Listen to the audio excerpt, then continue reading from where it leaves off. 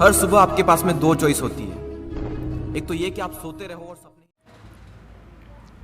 Hi, this is Vikas here. Welcome back my YouTube channel Learn Short and Typing with Vikas sir. First article Dainik Jagran newspaper ममता की मनमानी। ये article आप लोगों को पता है वेस्ट बंगाल में ममता की सरकार आ गई है, तो उसी के रिगार्डिंग जैसे पीएम, ये हमारा पॉलिटिकल इंक्लाइन आर्टिकल है, लेकिन हमारे लिए इसलिए इम्पोर्टेंट है कि हमें सिर्फ आपको यहाँ से न्यूज़पेपर में से प्रैक्टिस करनी है। ओके, इसलिए आर्टिकल ये इम्पोर्टेंट है, बाकी कुछ इसमें वो नहीं होता। लेकिन ये भी आर्टिकल आपको कुछ ऐसे वर्ड हैं जो कहीं से भी आपको बोल सकते हैं, इसलिए आप प्रिपेयर रहें हर तरह से। ओके, इसको हम डिक्टेट करेंगे 100 वर्ड पर minute. So be ready, start.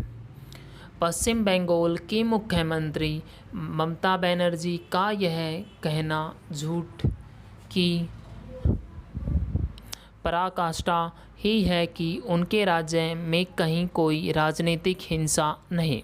चुनाव बाद जिस राजनीतिक हिंसा में दर्जनों लोग मारे गए और सैकड़ों पलायन करने के लिए बाध्य हुए, उससे सिरे से इनकार करना देश की आंखों में धूल झोंकने जैसा है।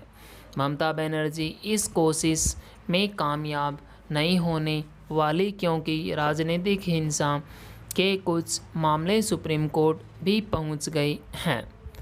इनमें एक तृणमूल कांग्रेस के गुंडों की ओर से किए गए सामूहिक दुष्कर्म का संगीत मामला है और दूसरा हत्या का।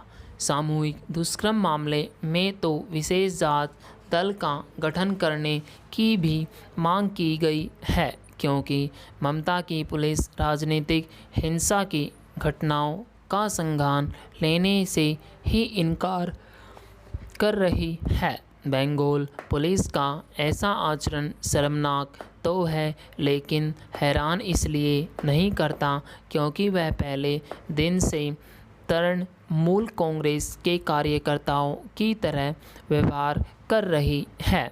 पुलिस के ऐसे ही कदाचरण के कारण बंगाल एक अरसे से राजनीतिक हिंसा की चपेट में है। इस राज्य में चुनाव के दौरान और उनके बाद जो राजनीतिक हिंसा देखने को मिली ही, चुनाव के पहले भी राजनीतिक हिंसा की तमाम घटनाएं सामने आई, जिनमें कई लोग मारे भी गए। वास्तव में तृणमूल कांग्रेस ने वही राजनीतिक संस्कृति अपना ली है जो एक समय वाम दलों ने अपना रखी थी। अच्छा होगा कि ममता बनर्जी यह स्मरण करे कि वाम दलों का क्या हशर हुआ। इस बारे में विधानसभा चुनाव में उन्हें एक भी सीट नहीं मिली।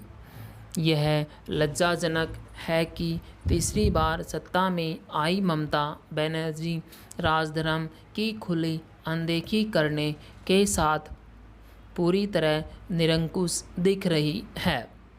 उनके इसी रवैये से भाजपा को यह कहने में आसानी हो रही है कि चुनाव बाद की भीषण राजनीतिक हिंसा उनके सह से ही हो रही है। ममता बनर्जी कुछ भी दावा करे, वह यह नहीं भूल सकती कि कुछ समय पहले खुद उन्होंने राजनीतिक हिंसा में मारे गए लोगों के संवर्धन के लिए मुआवजे की घोषणा की थी।